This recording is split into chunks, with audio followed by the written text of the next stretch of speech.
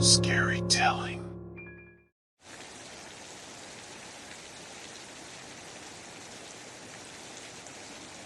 I wake up to the sound of raindrops hitting the window. It's been raining all morning, and my roommate and I have been cooped up in our apartment, finishing up our assignments. As we finish up, we look at each other and say, we should go for a walk. We've been cooped up for too long, and the forest behind our apartment complex is always a nice place to get some fresh air. We quickly get ready, put on our raincoats, and make our way out the back door. As we step out, the smell of fresh rain fills our noses. The path to the forest is usually muddy, but today it's a little different. The rain has made it extra slippery, and we have to be careful not to slip and fall. We usually stick to the same path, but today we decide to venture a little further. We've been warned not to go past the signs, but we've never really taken it seriously. Today, we decide to test our luck. As we walk down the path, we hear the sound of the river nearby. It's louder than usual, probably due to the rain. We walk alongside it, enjoying the sound of the rushing water. It's peaceful, and for a moment, we forget about everything else. As we walk further down, we come across a wooden boat. It's not too old, but it's covered in mold. We decide to take a break and sit in it for a while. We take out our phones and start scrolling through social media, not really paying attention to our surroundings. Suddenly, out of the corner of my eye, I see something move. I turn to my roommate, and he sees it too. The paddles in the boat start moving, but there's no wind and the water is calm.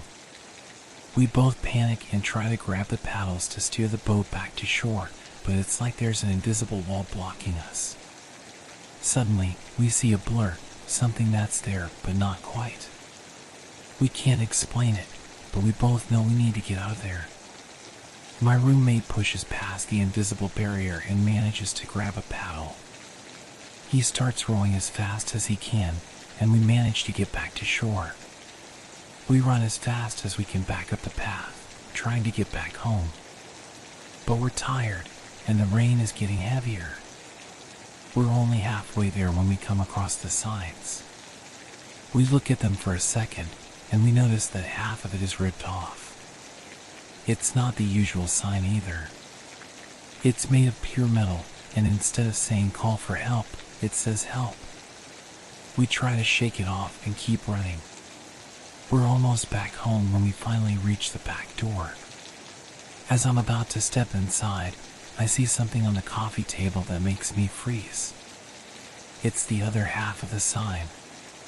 We're not safe, and we need to leave.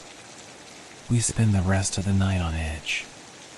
Every little noise makes us jump, and we can't shake off the feeling that we're being watched. We try to tell ourselves that it was just our imagination, but we both know that something isn't right. The next day, we decide to do some research on the forest behind our apartment. We've heard stories about people getting lost in there, but we never really paid attention to them. As we start digging, we come across a story about a group of hikers who went missing in the forest years ago. They were never found, and their disappearance is still a mystery. We start to piece things together. The ripped metal sign, the invisible barrier in the boat, the strange blur we saw. It all adds up to something ominous. We start to believe that the forest is haunted, and we're not the only ones who think so. We start to hear whispers in the hallways of our apartment complex. People are talking about the forest and the strange things that happen there. Some say that the forest is cursed, while others say that it's haunted by the spirits of the missing hikers. We try to ignore the rumors, but it's getting harder to do so. Every time we go outside, we feel like we're being watched. Every time we hear a strange noise, we wonder if it's something supernatural. We start to feel like we're going crazy. One night, we're sitting in the living room watching TV. We hear a faint scratching sound coming from the front door. At first, we try to ignore it, but it gets louder and more persistent. We finally get up to check, but there's no one there. We start to panic. We feel like we're not alone in the apartment. We check all the doors and windows, but they're all locked.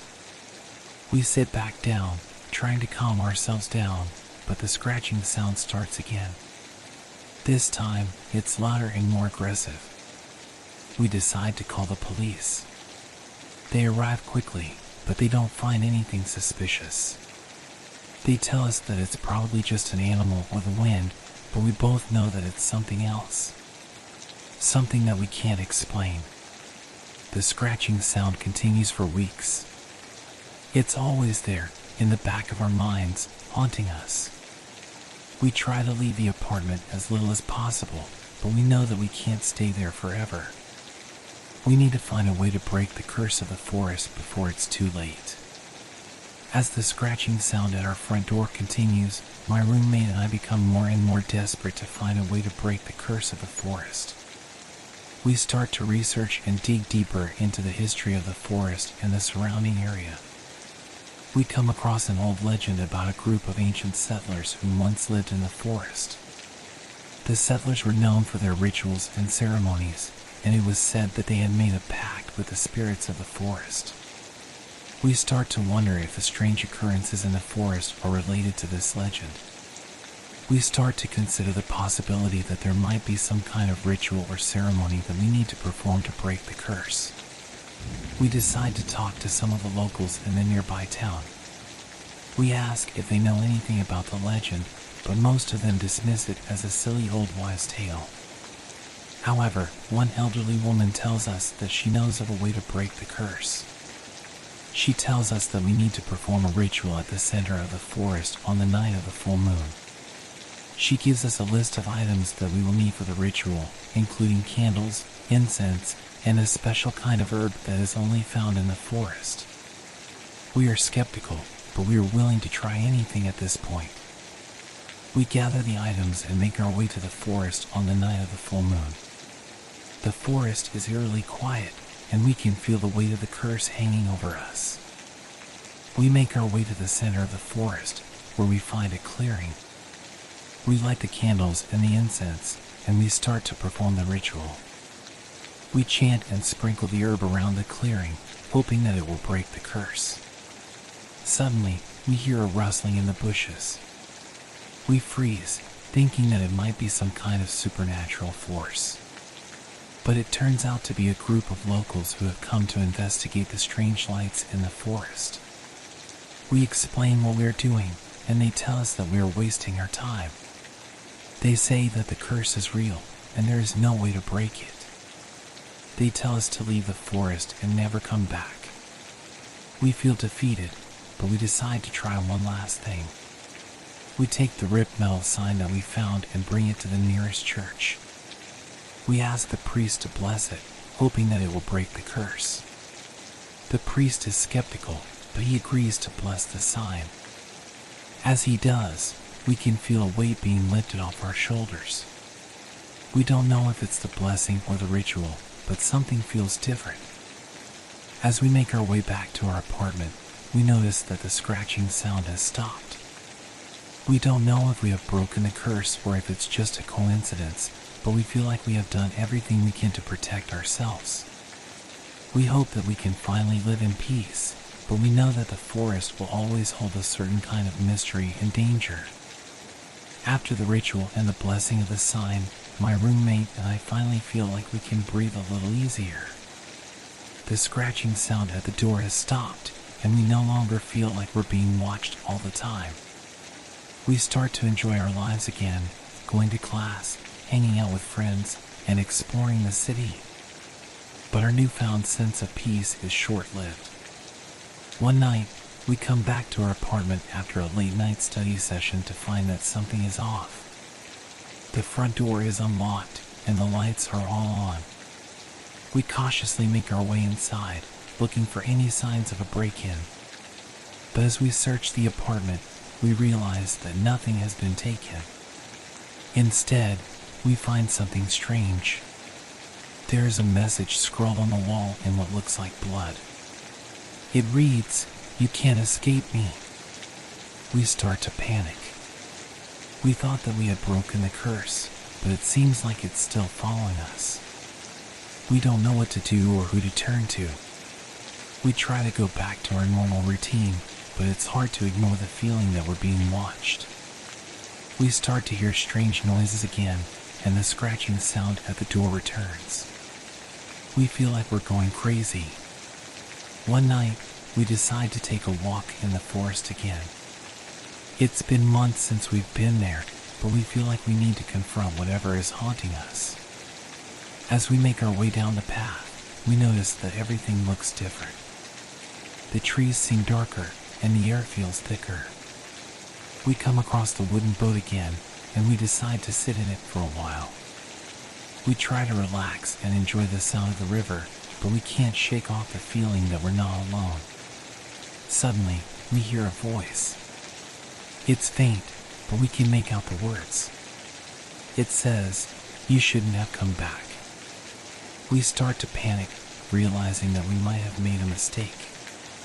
We try to row back to shore, but the same invisible barrier is blocking us. We hear the voice again, this time louder and more menacing. It says, "You're mine now." We don't know what to do. We feel like we're trapped in the boat, and the voice is getting closer. We try to scream for help, but our voices are drowned out by the sound of the rushing water. Just as we start to lose hope, we see a faint light in the distance. It's the headlights of a car, and it's getting closer. We start to row faster, and we can feel the barrier weakening. We finally make it to shore, and we run as fast as we can back to our apartment. We never go back to the forest again, and we finally decide to move out of our apartment. We don't know if we'll ever be able to escape the curse of the forest, but we know that we need to try. We can still hear the voice in our dreams, haunting us and reminding us that we're never truly safe. After our terrifying experience in the forest, my roommate and I moved to a new apartment in a different part of the city. We try to put the past behind us, but the memories still haunt us. We start to see signs of the curse following us again, but we're not sure if it's just our imagination. One day, we receive a package in the mail. It's addressed to both of us, but there's no return address. We cautiously open it, and inside we find a small wooden box. We open the box, and we find a note inside. The note reads, "You can run, but you can't hide. The curse will follow you wherever you go." We start to panic, realizing that the curse might have found us again. We try to rationalize it, but we can't shake off the feeling that something is off. We decide to open the box, and inside we find a strange object. It's a small statue of a strange creature with glowing red eyes and sharp claws. We don't know what to make of it, but we start to feel like we're being watched again. We start to hear strange noises at night, and the scratching sound at the door returns. We realize that we need to do something before it's too late. We decide to do some research on the statue, and we come across an old legend about a demon that was once worshipped by the settlers who lived in the forest. The demon was said to bring wealth and prosperity, but it came with a price. It demanded human sacrifices, and it would curse anyone who tried to defy it. We start to realize that the statue might be the key to breaking the curse. We decide to take it to the same church where we had the sign blessed, hoping that the priest can help us. The priest is hesitant at first, but he agrees to help us. He performs a special kind of blessing, and we can feel the weight of the curse lifting off our shoulders. We don't know if it's the blessing or the fact that we've confronted our fears, but we feel like we can finally breathe again. We decide to bury the statue in the forest, hoping that it will stay buried forever. We don't want to risk anyone else getting hurt by the curse. We make our way back to our apartment, feeling a sense of relief that we haven't felt in months. As we walk inside, we notice that something is different. The scratching sound at the door is gone, and the air feels lighter. we realize that we might have finally broken the curse. We start to live our lives again, but this time we're more cautious. We never forget the terror that we experienced in the forest, but we try to focus on the present. We hope that the curse is truly gone, but we know that we can never be too sure. As we go to bed that night, we finally feel a sense of peace. We don't know what the future holds, but we know that we'll face it together. We hope that the curse is truly broken, but we know that the forest will always hold a certain kind of mystery and danger.